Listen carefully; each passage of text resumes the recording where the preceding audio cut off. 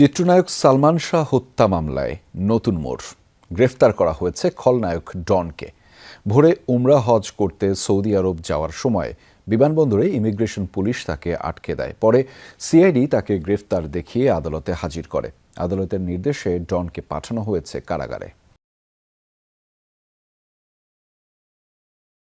চিত্রনায়ক সালমান শাহ কি আত্মহত্যা করেছিলেন নাকি তাকে পরিকল্পিতভাবে হত্যা করা হয়েছে? রহস্যের জট খোলেনি ৩ দশকেও। অবশেষে গত বছর সালমান শাহ মৃত্যুর ঘটনায় হত্যা মামলা পরিচালনার নির্দেশ দেন আদালত। এর প্রেক্ষিতে ২০২৫ সালের ২১ অক্টোবর রাজধানীর রমনা থানায় হত্যা মামলা দায়ের করেন সালমান শাহর পরিবার।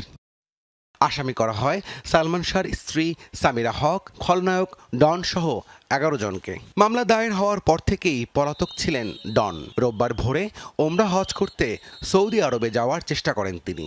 এ সময় বিমানবন্দর ইমিগ্রেশন পুলিশ তাকে আটকে দেয়, তুলে দেয় মামলার তদন্ত সংস্থা সিআইডির হাতে।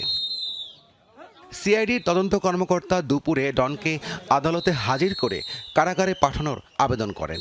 শুনানি শেষে ঢাকার মেট্রোপলিটন ম্যাজিস্ট্রেট তাকে কারাগারে পাঠানোর নির্দেশ দেন। তাকে গ্রেপ্তার করে নেওয়া হয়েছে এবং আপনি সিআইডি গ্রেপ্তার করতে রিমান্ড নিতে পারবে, যে কোনো সময় নিতে পারবে। হয়তো আজকে নামার চিন্তা নাই, কিন্তু পরবর্তীতে সিআইডি তাকে রিমান্ডে নিতে পারে। এদিকে সিআইডির অধীনে চলছে সালমান শাহ হত্যা মামলার তদন্ত কার্যক্রম। তবে এরই মধ্যে ৮ বার পিছিয়েছে তদন্ত প্রতিবেদন দাখিলের সময়। সবশেষ আগামী ৩০ আগস্ট প্রতিবেদন জমা দেওয়ার নতুন দিন ধার্য করেছেন আদালত।